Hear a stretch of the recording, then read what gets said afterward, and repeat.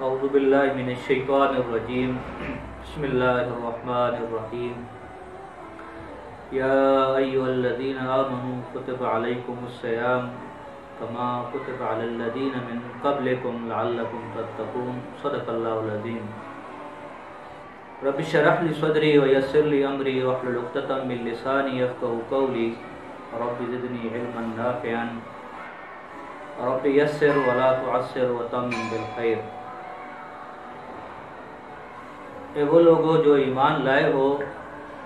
تم پر روزے فرض کیے گئے ہیں جیسا کہ تم سے پہلے لوگوں پر فرض کیے گئے تھے تاکہ تم متقی بن جاؤ۔ سورہ بقرہ کی اس آیت کے اندر 3 باتیں اللہ رب العالمین نے ارشاد فرمائی ہیں۔ پہلی بات تو یہ ہے کہ ایمان پر رمضان کے روزے فرض قرار دیے گئے ہیں، اور دوسری بات کہ یہ فرضیت تمام امتوں پر تھی، اور تیسری بات یہ کہ اس روزے کا مقصد تقوی کا حصول ہے۔ رمضان کی فضیلت اور رمضان کی اہمیت یہ ایک الگ موضوع ہے۔ رمضان کی جو فرضیت ہے یہ 2 ہجری کے اندر نازل ہوئی، تحویل قبلہ سے تقریباً 10 یا 15 دن بعد۔ اس سے پہلے نبی مہربان صلی اللہ علیہ وسلم محرم کا روزہ رکھتے تھے، اور اس سے پہلے جتنی بھی انبیاء گزرے ہیں ان کے اوپر مختلف ماہ کے روزے فرض تھے۔ فرق صرف ان کی ترتیب کا تھا، بعض امتوں پر 40 دن کے روزے فرض تھے، بعض پر ہفتے کے دن روزہ فرض تھا، اور ان روزوں کی کیفیت یہ ہوتی تھی کہ صبح صادق سے لے کر غروب آفتاب تک یہ روزہ ہوتا تھا، اور ان روزوں کے اندر کھانے پینے کے علاوہ بات کرنے پر بھی پابندی تھی، یعنی بات کرنا بھی، دنیاوی باتیں بھی کرنا وہ روزے کو توڑ دیتا تھا۔ اور غروب آفتاب کے بعد جب تک وہ جاگتے کھا پی سکتے تھے، لیکن جو ہی ان کی آنکھ لگ جاتی اور دوبارہ بیداری پر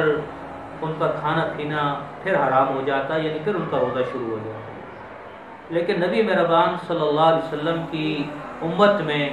اس روزے کی طریقہ اور اس کے اندر کچھ احکام تبدیل کر دیے گئے۔ روزے کا جو مقصد ہے وہ تقوی کا حصول ہے، اور تقوی کہتے ہیں دفاع کو، یعنی ایک آدمی کی گناہوں سے بچنے کی طاقت اتنی زیادہ بڑھ جائے کہ وہ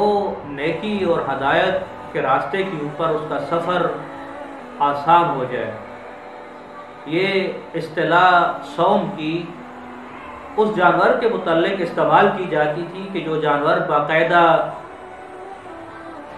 گھڑ سواری کے لیے، جاسوسی کے لیے یا جنگی دستے کے اندر پہلی صفوں کے اندر رکھنے کے لیے استعمال کیا جاتا تھا، اور اس جانور کی تیاری کا عمل یہ ہوتا تھا کہ اسے ایک ایسی جگہ لے جایا جاتا کہ جس کی ہر طرف پہاڑ یا اونچائیاں ہوتی،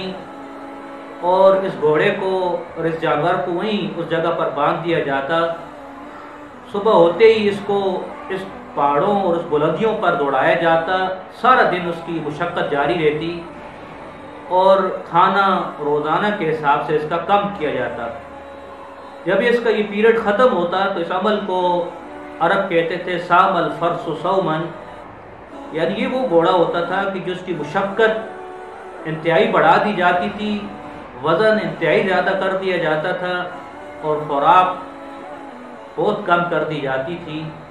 اس مشقت کے عمل سے جو جانور تیار ہو کر گزرتا وہ نایاب اور قیمتی ہو جاتا۔ اس لیے رمضان کا بھی عمل انسان کے نفس کے گھوڑے کو اتنا زیادہ عاجز اور کمزور کر دینا ہے کہ انسانی خواہشات کا غلبہ اس پر کم سے کم ہو جائے۔ اس لیے رمضان کے اندر بہت ساری حلال چیزیں بھی انسان پر حرام کر دی جاتی ہیں،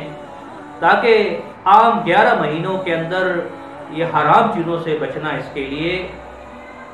آسان ہو جائے۔ اس لیے آخر کے اندر یہ فرمایا کہ یہ روزے کا عمل گزشتہ امتوں پر اور امت محمدیہ پر اس لیے فرض تھا کہ یہ تقوی کا حصول ان کے لیے آسان ہو جائے۔ اللہ رب العالمین سے دعا ہے کہ اللہ رب العالمین